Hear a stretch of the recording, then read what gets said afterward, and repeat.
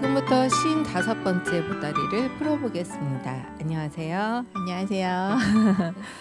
얀쭈님, 우리 이야기 보따리가 오늘 55회. 네. 오늘 그래서 이 숫자 5와 관련된 곳을 소개하려고 합니다. 네. 궁금하지 않으세요? 아니요. 진짜. 네, 숫자 5와 관련된 곳이 어디냐? 바로 아모레 퍼시픽 미술관입니다.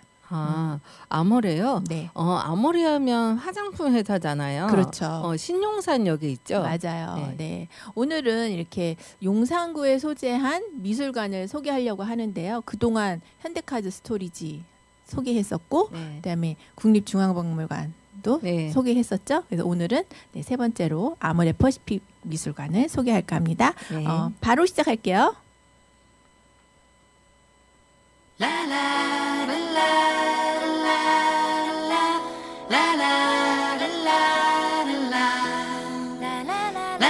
예쁜 중전의 이야기 보따리. 예쁜 중전님, 오늘의 소개할 아모레 퍼시픽 미술관과 네. 숫자 5 대체 무슨 관계가 있는 거예요? 그거요. 올해가 그 아모레 퍼시픽 미술관이 우리 용산에 새롭게 개관한 지 5년이 되는 해예요. 너무 억지로 갖다 붙인 것 같은 느낌은 뭘까요? 좀 억진가? 아무튼 네, 아모레 퍼시픽 미술관에 대해서 좀 알아보겠는데요. 사진 보면서 시작하겠습니다. 건물 전체에 네. 흰색 레이스로 걸쳐놓은 것 같아요. 네, 사옥이 정말 아름답죠. 네. 네, 아모레 퍼시픽은 1945년 개성에서 창업을 했대요. 그리고 1956년 현재 본사 부지인 용산구 한강로에서 사업의 기틀을 세웠다고 합니다. 그러다가 2017년 드디어 현재의 모습으로 신사옥이 건립이 되었죠. 저는 가끔 이 앞을 지날 때마다 네. 궁금한 게 있었는데요. 네. 건물 외벽에 세로로 길게 있는 저 하얀 선들이 뭘까 이런 생각을 했어요. 그거는 햇빛 가리개래요. 네, 알루미늄 소재로 만들어져서 색깔은 저렇게 하얗고요. 저런 그 백색 핀이 총 21,511개가 설치돼 있다고 합니다. 와. 그래서 밤에 더 멋있었구나. 네네. 그럼 말 나온 김에 야경 사진도 한번 볼까요? 멀리서도 눈에 확 들어오네요. 네. 이 건축물은 영국의 건축가 데이비드 치퍼필드가 설계를 했는데요. 조선의 백자 또 달 항아리에서 영감을 받았다고 해요. 달 항아리요? 네. 그렇다면 둥글게 만들어야 되는 거 아닌가요? 얀쭈님은 너무 1차원적으로 접근하는 경향이 있어요. 네. 외형적으로 접근하지 말고 그 달 항아리를 한번 떠올려 보세요. 그 달 항아리 어떻게 생겼죠? 그냥 달처럼 둥글고 하얗죠. 달달 무슨 달 쟁반같이 둥근 달. 에이. 노래에도 있잖아요. 그렇죠. 네. 아니 근데 그 달 항아리는 그 어떤 문양이나 장식이 있었나요? 하나도 없죠. 그쵸. 바로 그겁니다. 하나도 없어요. 화려한 기교도 없이 완벽한 절제미를 느낄 수 있죠. 거기다가 편안함, 또 풍부한 느낌까지 들지 않나요? 그러고 보니 네. 그럴듯하네요. 네. 달 항아리의 절제미와 편안함. 네. 뭐 이런 영감을 받았다는 거죠? 그렇죠. 그리고 이 건물을 설계한 데이비드 치퍼필드가 건축계의 노벨상이라고 불리는 프리츠커상 2023년 수상자로 선정이 됐대요. 정말요? 네. 건물 자체도 작품이네요. 그렇죠. 그러니까 건물만 보는 것도 그 예술을 감상하는 그런 안목으로 보시면 좋겠습니다. 그럼 우리 이번에는 내부로 한번 들어가 볼까요? 여기도 내 피부처럼 하얀 것이 반짝반짝하네요. 네. 피부 하얘요. 네. 외관만큼이나 실내도 굉장히 심플 그 자체죠. 그러네요. 네. 그런데 이 건물에는 우리의 전통 가옥인 한옥을 현대적으로 재해석한 그런 공간이 있어요. 한옥이요? 네. 에이, 딱 봐도 너무 현대적인 느낌인데. 네. 이 건물에 5층, 11층, 17층에 한옥의 중정 같은 그런 건물 속 정원이 있어요. 뭐 이곳은 외부인에게 개방된 곳은 아닌데 저는 다녀왔어요. 아 진짜? 나도 좀 데려가지. 아, 미안. 특히 그 모층의 중정에는 바닥에 물이 흐르게 그렇게 설계가 되어 있거든요. 콘크리트 건물이지만 바닥에는 물이 흐르고 시선을 돌리면 바깥의 경치도 볼 수 있는 아주 특별한 공간에 와 있는 그런 경험을 했습니다. 정말 특별한 경험이었겠어요. 네네. 그럼 미술관은 어디에 있어요? 네, 미술관 입구 사진 보시겠습니다. 네, 미술관 입구는 1층 로비에 있어요. 근데 한 가지 단점이 있다면 저 문이 너무 무거워요. 그럼 혹시 네. 저 입구에 서 있는 분이 문을 열어주시는 건가요? 맞아요. 저분이 계속 문을 열어주시더라고요. 네, 저 입구로 들어가면 안내 데스크가 있고요. 작품은 지하에서 전시를 합니다. 지금은 무슨 전시를 하나요? 아, 네. 지금은 고미술 기획전으로 조선 병풍의 나라 2가 진행되고 있어요. 병풍의 나라? 네. 병풍을 전시할 거라고는 생각도 못 해봤어요. 네. 내가 하는 병풍은 제사 지낼 때 쓰는 건데. 아, 그렇죠. 네. 병풍은 원래 외부의 한기를 막아주는 기능을 하는 물건이었어요. 그리고 또 다른 기능은 무슨 잔치 때 아니면 장례식 때 쓰기도 했죠. 미술관의 주인공이 된 병풍. 어떤 것이 있을지 궁금해요. 네. 첫 번째 보실 병풍은 화조 문자도입니다. 아, 그림에서 비상구가 보이는데요? 아, 저 파란빛. 어머, 저 예전에도 비상구 표시가 있었나 봐요. 아니에요. 제가 사진을 찍었는데 빛이 반사돼서 그런 거예요. 좀 네, 너그럽게 좀 이해해 주셨으면 감사하겠습니다. 네, 화조 문자도는 그 유교적 덕목을 강조한 문자와 꽃과 새가 조합된 그림인데요. 아, 그럼 어떤 문자를 표현한 건가요? 네, 각 폭마다 한자로 효, 재, 충, 신, 예, 의, 염, 치 이렇게 표현을 했어요. 첫 번째 폭인 효자를 한번 보도록 하겠습니다. 꼭 태몽이나 나올 법한 소재인데요. 잉어, 여의주, 용. 아, 용? 여의주? 아, 이제 그림에도 없는 용까지 보시다니 정말 대단합니다. 없나? 네.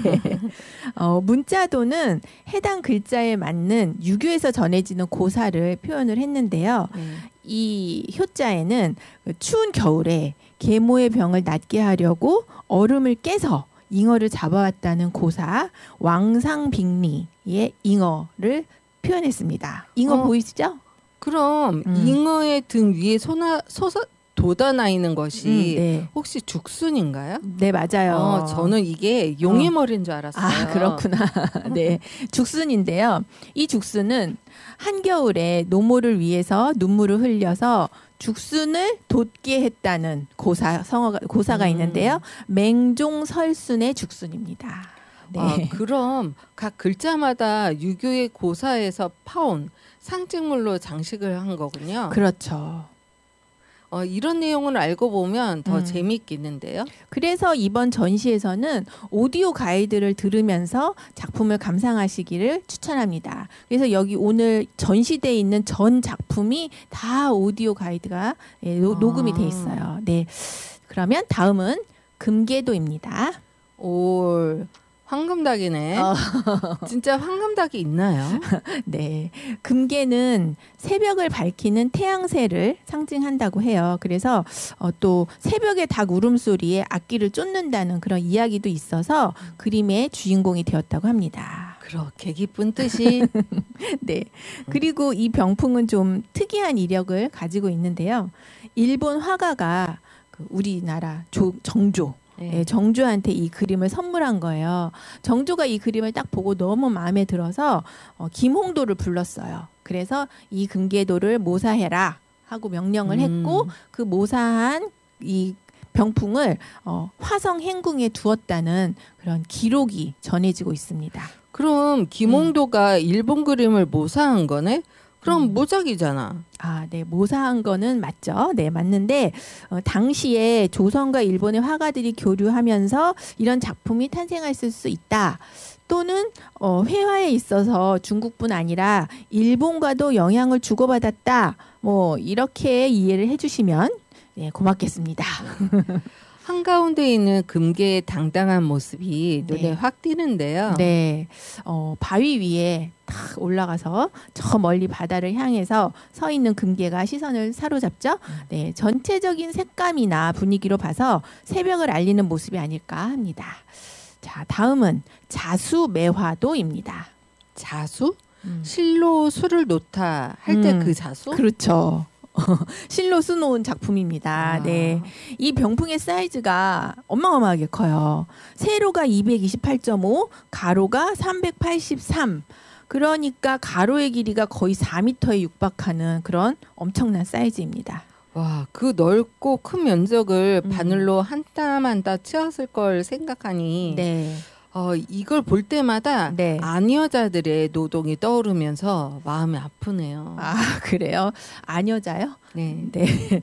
근데 물론 무조건 그 자수는 아녀자들의 것이다라고 생각하시면 안 되는 것이, 이 작품은 그 평안남도 안주 지방의 남자 장인들이 참여해서 제작했다고 해요. 그런데 작품 한가운데를 가로지르는 붉은색 매화나무와 네. 연분홍과 진분홍의 매화꽃이 너무 아름다운데요. 아, 그렇죠. 저는 이번 전시에서 이 작품이 제일 좋았어요. 그래서 여기서 한참을 보고 있었어요. 다음 작품도 매화 병풍인데요. 홍백매도입니다. 와, 이건 네. 일필휘지, 거침없는 분놀림 이런 말이 떠오르는데요. 아, 그렇죠. 그렇다면 이 작품은 누구의 작품일까요? 나한테 물어보는 거야? 아, 그렇죠. 에이, 왜 방송할 때마다 시험이야. 힌트 없어? 아, 그러면 힌트를 드릴까요? 네. 네. 이야기 보따리에서 우리가 한번 소개를 한 적이 있어요. 김홍도는 아까 나왔으니까 아닐 거고, 신윤복의 느낌은 아닌데. 네. 모르겠어요? 거의 다 왔어요. 단원 김홍도, 해원 신윤복, 오원. 아, 정답. 네. 장승업. 우리 얀쭈님의 실력이 날로 좋아집니다. 오원 장승업 정답입니다. 네. 사실 이 병풍을 딱 보는 순간 네. 장승업의 과감한 필치가 딱 느껴졌어요. 아, 딱 느껴졌어요? 네. 처음 보는 순간에? 네. 그러셨겠죠. 다음 작품은 장생도입니다. 장생도라면 십장생의 그 장생? 아, 그렇죠. 장생도는 장수를 상징하는 여러 가지 자연물을 그린 건데요. 얀쭈님 십장생의 종류 아세요? 당연하죠. 해보세요. 소나무, 거북이, 물, 산, 구름. 까지 아시겠네요. 네. 해, 돌, 불로초, 학, 사슴 이렇게 10가지예요. 그런데 여기 장생도에서는 십장생 외에 특이한 동물들이 많이 그려져 있어요. 소나무 위에 있는 하얀 새? 바로 앵무새입니다.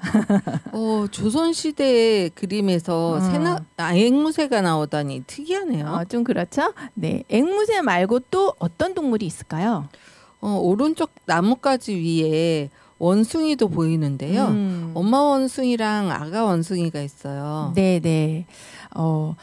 이 병풍은 1921년 채용신의 작품인데요. 명암이나 채색이 서양화법을 적절히 사용하면서 전통적인 장생도와는 다른 현대적인 느낌의 병풍입니다.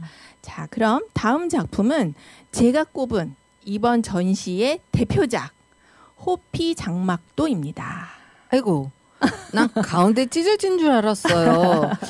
재치가 있네요. 네. 호피 장막이 드리워져 있고 중간에 장막을 걷어올린 내부의 모습이 그려져 있어요. 참 독특하죠? 네. 특이한 것도 특이한 거지만 저 털 하나하나를 그려 넣을 수고로움이 느껴지는데요. 그런데 호랑이가 저렇게 생겼나? 예리한데요. 사실 저 장막은 표범의 가죽이에요. 편의상 호피로 불렸다고 합니다. 당시 표피와 호피는 귀한 물건으로 유통될 수가 없었어요. 그래서 실제 가죽 대신에 저렇게 그림으로 표현돼서 병풍으로 많이 제작되었다고 합니다. 그런데 저 장막 안에는 뭐가 있는 거죠? 그럼 우리 한번 자세히 볼까요? 네. 부채, 종이가 있네요. 네. 내부에는 당시 유행했던 책가도 형식을 띠고 있습니다.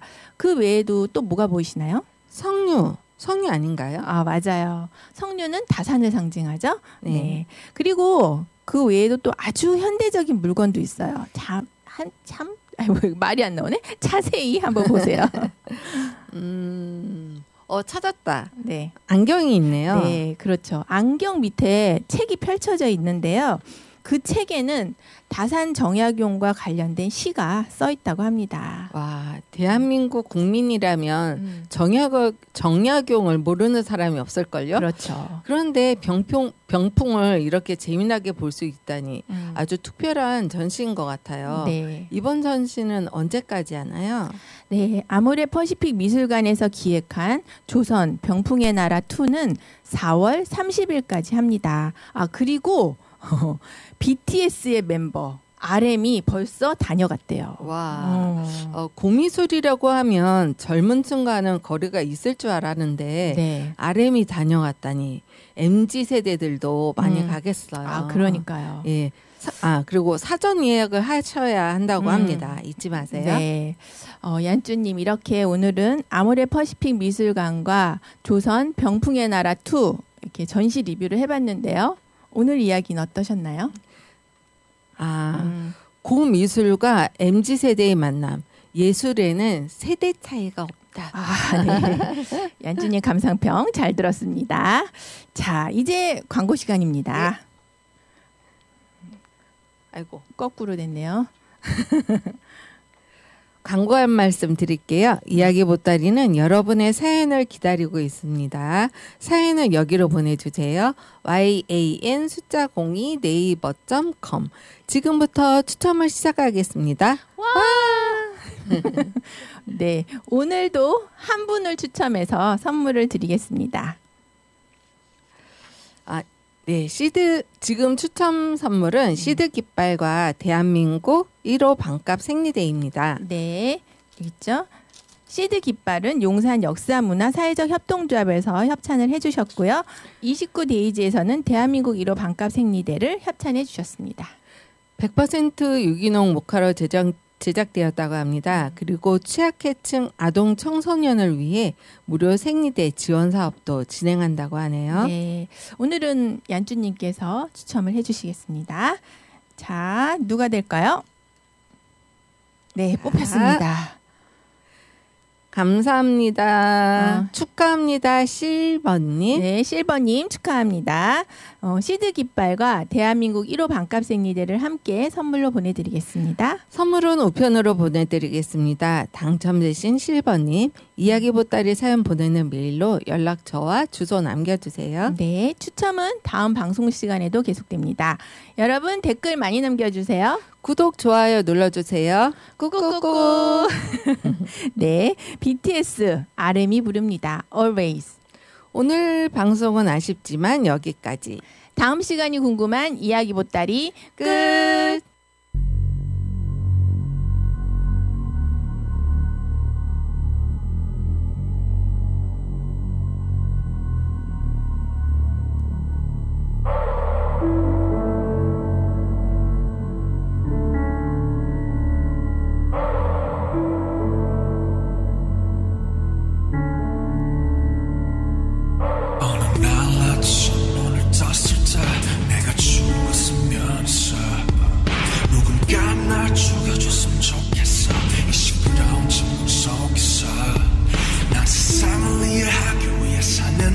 세상은 날 이해한 적이 없어. 아니 딱 절반이 모자라. 날 이해하려 하지 난. I miss me, miss me baby. I miss me baby. I wish me baby. 우사코 chose me. 왜 이렇게 간절한데